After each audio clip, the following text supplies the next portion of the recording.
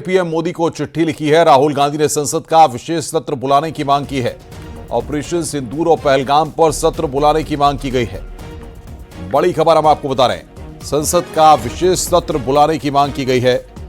इस वक्त की बड़ी खबर हम आपको बता रहे हैं, राहुल गांधी ने संसद का विशेष सत्र बुलाने की मांग की है। ऑपरेशन सिंदूर और पहलगाम पर सत्र बुलाने की मांग की गई है।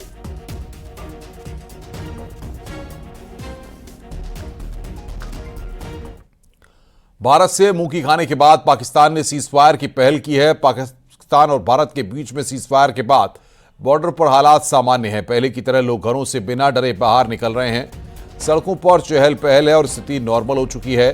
पंजाब का अमृतसर, जम्मू कश्मीर का राजौरी, बारामूला, पुंछ या पंजाब का पठानकोट, फिरोजपुर या फिर राजस्थान का जैसलमेर, सीजफायर के बाद से ही इन सभी जगहों पर अब सब हालात सही हैं।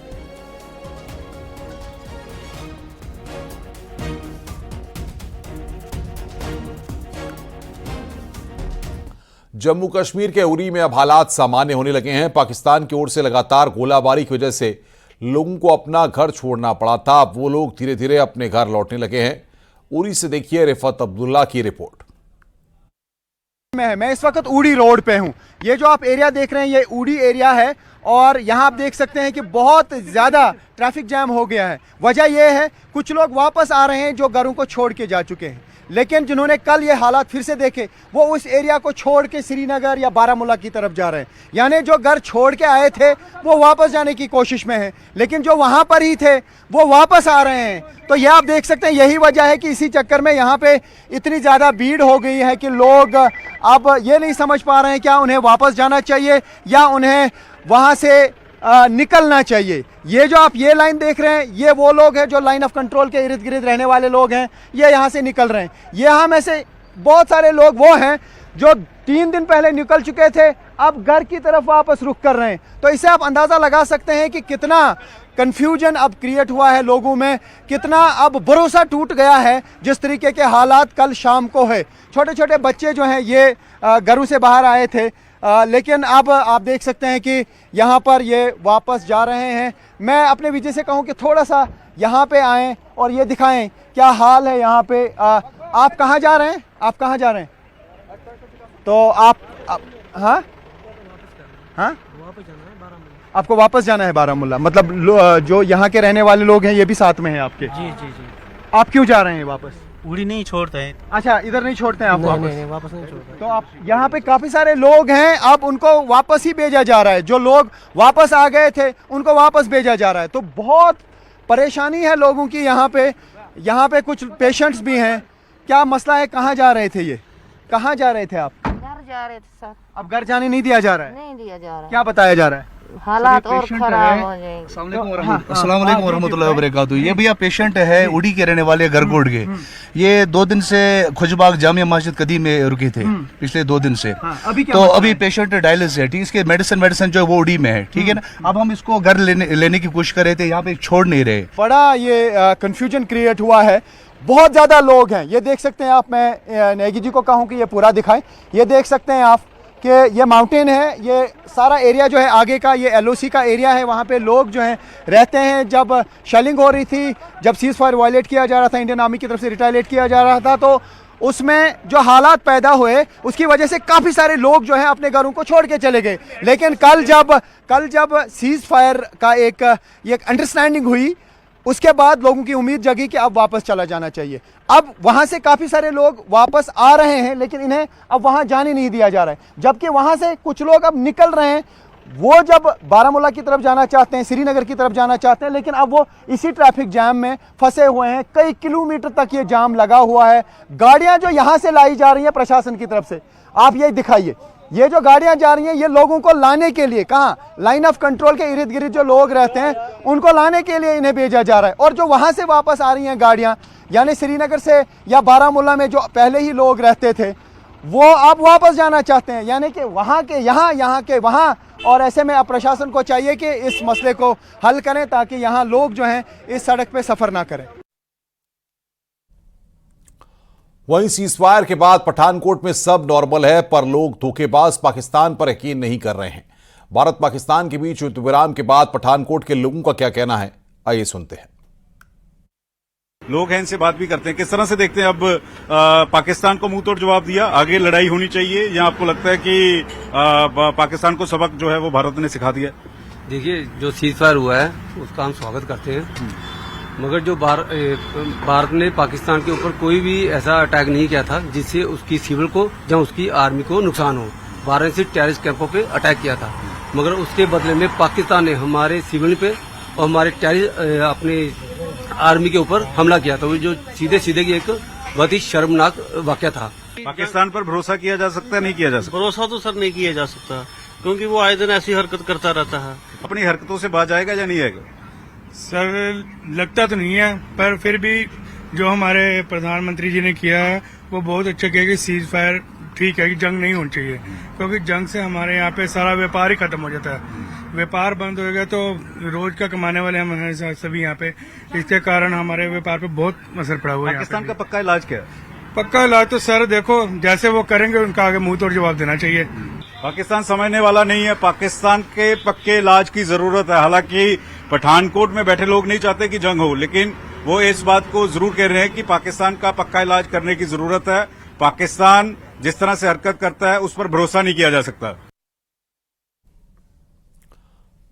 जम्मू में हालात अब धीरे धीरे सामान्य होते नजर आ रहे हैं। इसी राहत के चलते दुकानदारों ने अपने शटर खोलने शुरू कर दिए हैं और गाड़ियों की आवाजाही भी अब बिना किसी रुकावट के चल रही है। जम्मू की आवाम ने भारत पाकिस्तान के बीच सीजफायर समझौते का स्वागत किया है। हालांकि कुछ लोग अब भी पाकिस्तान को सख्त सबक सिखाने के पक्ष में हैं। दुकानदार सुबह से ही अगर आप देखें तो दुकानदारों ने दुकानें खोलना शुरू कर दी हैं जम्मू के हर एक बाजार में, और थोड़ी तस्वीर भी दिखा देंगे कि जो कस्टमर हैं वो भी अब यहाँ पहुँच रहे हैं अपनी ज़रूरत ज़िंदगी जो चीज़ें हैं वो लेने के लिए।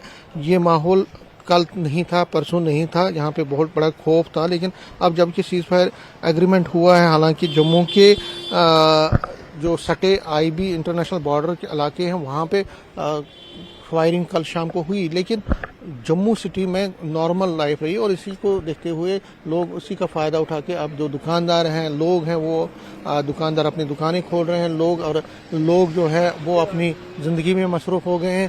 अब आपने आज दुकान खोल दी? जी हाँ, खोल लिया। ठीक है, सुना है आपकी ठीक हो गया था, आपसे खोल ली।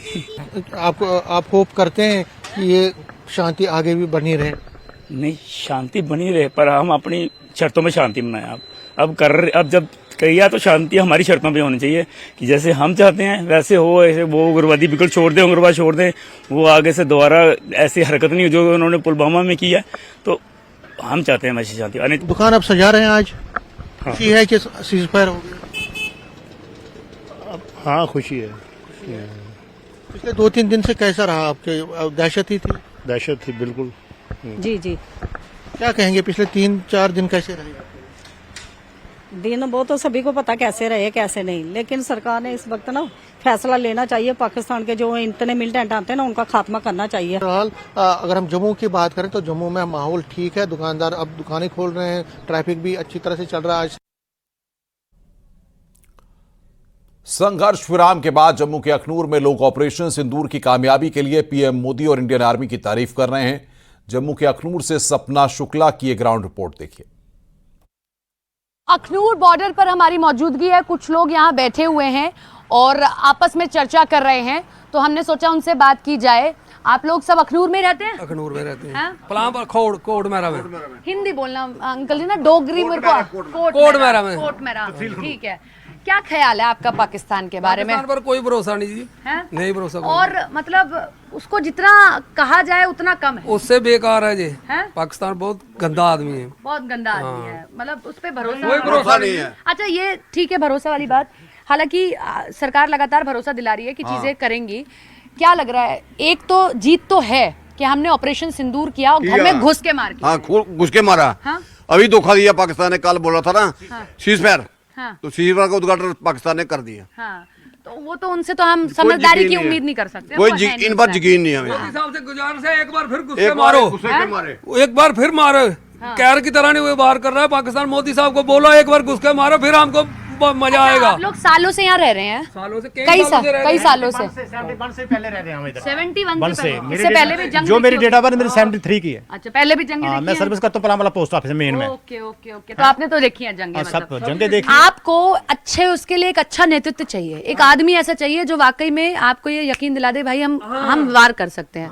आपको ये लग रहा है ऑपरेशन सिंदूर करके, ये तमाम चीजें करके घर में घुस के मार के पाकिस्तान को समझ जाना चाहिए। ये समझने वाला है ही नहीं, इसके ऊपर बिल्कुल यकीन नहीं, समझने वाला है ही नहीं है, ये नहीं समझ सकता। फिर भी घर में घुस के मारना अच्छी बात है, अच्छी बात है, अच्छी बात है। बदला कैसा लगा आपको? अच्छा लगा। और मारेंगे इसको, और मारेंगे इसके घर में घुस के मारेंगे, घर में घुस के हाँ। कल सुबह पाकिस्तान ने जैसलमेर में मिसाइल से हमला किया था। अच्छी बात यह रही कि मिसाइल आबादी से दूर गिरी, जिससे कोई जानी नुकसान नहीं हुआ है। आज उस मिसाइल के टुकड़े को डिफ्यूज किया गया। मिसाइल के जिंदा टुकड़े को 15 फीट गहरे गड्ढे में दफन कर ब्लास्ट किया गया। जैसलमेर के बड़ोड़ा गांव में कल मिसाइल गिरी थी। मिसाइल के टुकड़े एक खेत के अंदर 3 फीट गहरे गिरे थे। इनको आज ब्लास्ट करके डिस्पोज किया गया। जो सेना की टीम आप देख रहे हैं, यहीं अभी डिस्पोज हुआ, बड़ा धमाका हुआ। अब ये धमाके के साथ में यहाँ पर इसको डिस्पोज कर दिया गया इस वक्त। और इसको डिस्पोज करने के लिए 15 फीट गहरा गड्ढा किया गया। तकरीबन 2 क्विंटल वजनी था ये, तो इसके लिए और बड़ा गड्ढा किया गया। 6 फीट चौड़ाई का गड्ढा किया गया। पहले उस गड्ढे के अंदर डाला गया, फिर उसके बाद में तकरीबन 35 से 40 कट्टा ऊपर मिट्टी डाली गई, उसको ज़मीन में पूरी तरीके से दबाया गया और फिर उसके बाद में ब्लास्ट किया गया और इसको ज़मीन के अंदर ब्लास्ट किया। वही आप देखिए कितना बड़ा धुएं का गुब्बार आसमान में, और उसके टुकड़े दूर दूर तक गए।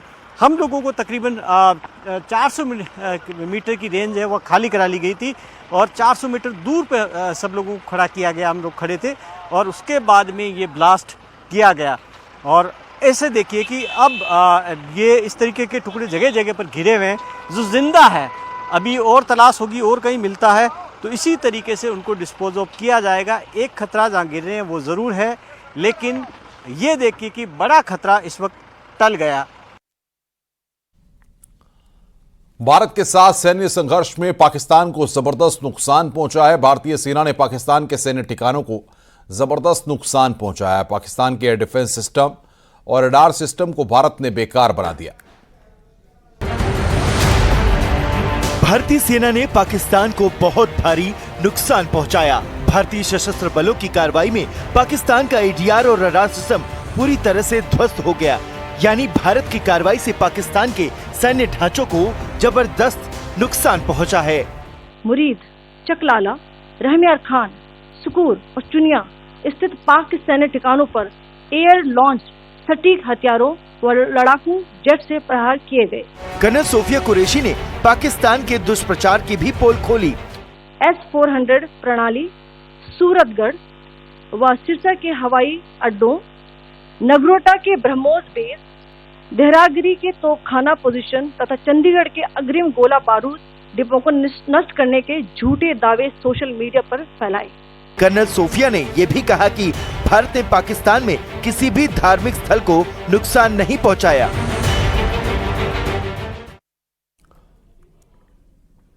भारत पाकिस्तान तनाव पर चीन का दोहरा रवैया सामने आया है।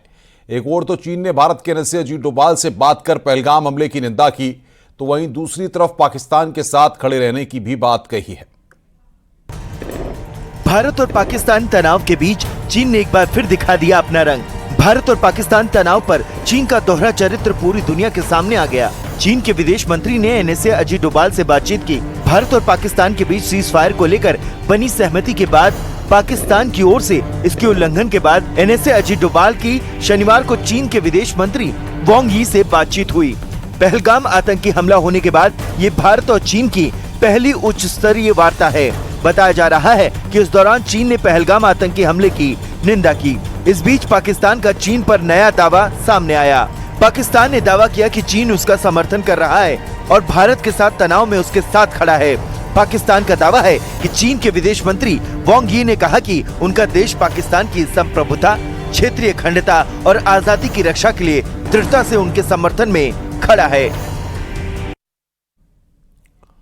और अब आपको दिखाते हैं कैसे ऑपरेशन सिंदूर के दौरान इंडियन एयरफोर्स ने अपने रणनीतिक कौशल से पाकिस्तान में पलटने वाली टेरर मशीनरी को सबक सिखाया। क्या है ऑपरेशन सिंदूर की इनसाइड स्टोरी? इस ऑपरेशन के तहत वायुसेना के सटीक हमले को पूरी दुनिया ने देखा, लेकिन ये अंजाम कैसे दिया गया, अब ये आपको दिखाते हैं। दरअसल ये सब कुछ स्ट्राइक पैकेज के तहत होता है, जिसमें कई फॉर्मेशन में लड़ाकू विमान उड़ान भरते हैं। सभी विमानों को एक साथ ऑपरेट किया जाता है। ये विमान दुश्मन के इलाके में जाकर हमला करते हैं। ये दुश्मन के रडार और एयर डिफेंस को तबाह करते हैं। इनमें रडार जैमिंग सिस्टम लगा होता है, जिससे दुश्मन के रडार और एयरक्राफ्ट को जैम किया जाता है। वायुसेना की भाषा में इसे सॉफ्ट किल कहा जाता है। हार्ड किल के लिए स्पेशल फोर्स के कमांडो दस्ते को तैयार रखा जाता है, जिन्हें पैरा ड्रॉप करके एयर डिफेंस रडार सिस्टम पर कब्जा करके उसे खत्म किया जाता है। रुक रहे हैं यहां पर ब्रेक के लिए। खबर